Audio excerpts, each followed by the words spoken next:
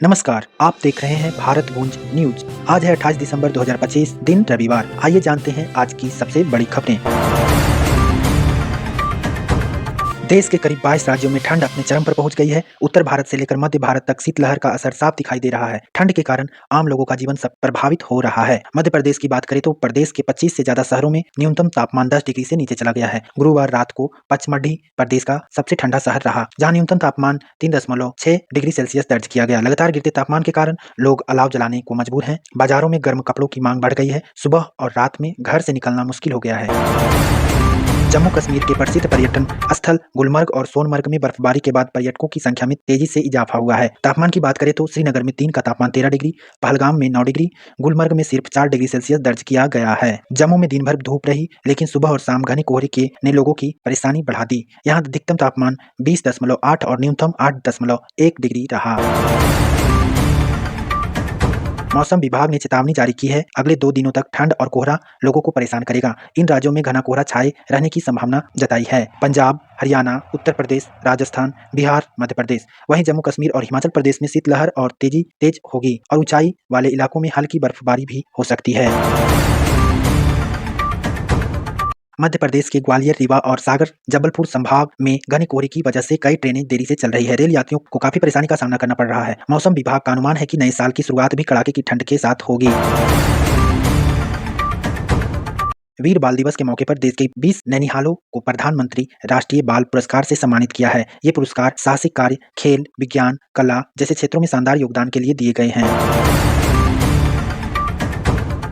नई दिल्ली के विज्ञान भवन में आयोजित समारोह में राष्ट्रपति द्रौपदी मुर्मू ने पुरस्कार प्रदान किए। उन्होंने कहा, इन बच्चों ने अपने परिवार, समाज और देश को गौरवान्वित किया है। इनसे देश के अन्य बच्चे भी प्रेरणा लेंगे। प्रधानमंत्री नरेंद्र मोदी ने कहा, भारत का भविष्य उनके बच्चों और युवाओं से ही उज्जवल होगा।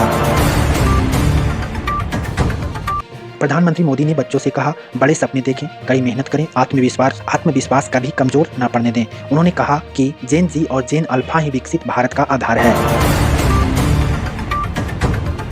प्रधानमंत्री ने शिक्षा व्यवस्था पर भी बात की। उन्होंने कहा कि अब रटने के बजाय सोचने और समझने की शिक्षा पर जोर दिया जा रहा है। बच्चों में सवाल पूछने का साहस, समाधान खोजने की क्षमता विकसित करना समय की मांग है।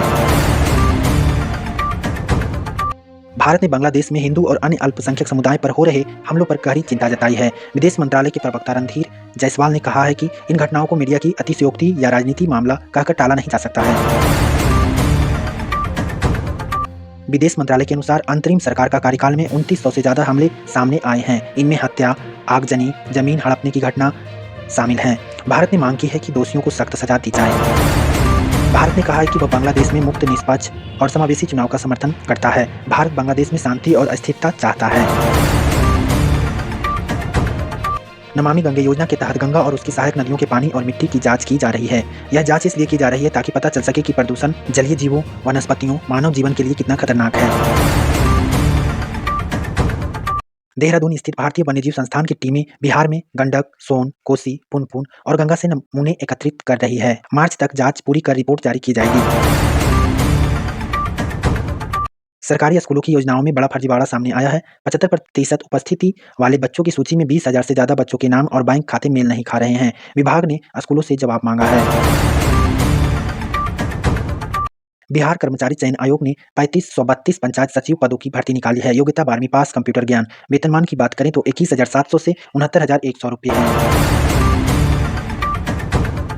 रोहतासगढ़ रोपवे का एक टावर ट्रायल के दौरान गिर गया। लोगों का आरोप है कि जल्दीबाजी और घटिया निर्माण के कारण ऐसी घटनाएं हो रही है। भागलपुर में पैसे लेकर ऑनलाइन परीक्षा पास कराने वाले अंतरराज्यीय गिरोह का भंडाफोड़ हुआ है। पुलिस ने 7 आरोपियों को गिरफ्तार किया है। बिहार बोर्ड ने निर्देश दिया है कि हर परीक्षा केंद्र पर प्रश्न पत्र खोलने का पूरा चार्ट बनाया जाएगा। गश्ती दल भी केंद्रों का निरीक्षण करेगा। NIT पटना का 14वां दीक्षांत समारोह शनिवार को होगा। मुख्य अतिथि मुख्यमंत्री नीतीश कुमार थे। भारत ने अमेरिका से H-1B वीजा में देरी का मुद्दा उठाया है। अमेरिका ने भरोसा दिलाया है कि वीजा प्रक्रिया को तेज किया जाएगा। अब बात करेंगे 20 अंतर्राष्ट्रीय खबरों की। अमेरिका में जोरदार बर्फबारी हुई है। इस वजह से 1500 से ज्यादा फ्लाइट रद्द कर दी गई है। लोगों को यात्रा में काफी परेशानी हो रही है। थाईलैंड और कंबोडिया के बीच सीमा विवाद चल रहा था। अब दोनों देशों ने सीज फायर समझौता कर लिया है। जापान सरकार ने अब तक का सबसे बड़ा रक्षा बजट पास किया है। सरकार का कहना है कि यह देश की सुरक्षा के लिए जरूरी है। साल 2025 में बाढ़, तूफान और जंगल की आग से दुनिया को अरबों डॉलर का नुकसान हुआ है। वैज्ञानिक अंटार्कटिका में बर्फ पिघलने पर रिसर्च कर रहे हैं। इससे जलवायु परिवर्तन को समझने में मदद मिलेगी। वर्ल्ड जूनियर हॉकी चैंपियनशिप में अमेरिका ने जर्मनी को 6-3 से हराया। आज दुनिया के अलग अलग देशों से महत्वपूर्ण घटनाओं की तस्वीरें सामने आई है। यूक्रेन और अमेरिका के नेता रूस यूक्रेन युद्ध को लेकर बैठक करने वाले हैं। जापान में बर्फबारी के कारण एक बड़ा सड़क हादसा हुआ, कई लोग घायल हुए। अमेरिका ने नाइजीरिया में ISIS आतंकियों के ठिकानों पर हवाई हमला किया। रूस ने कहा कि उसने युद्ध के चलते हथियारों का उत्पादन बढ़ा दिया है।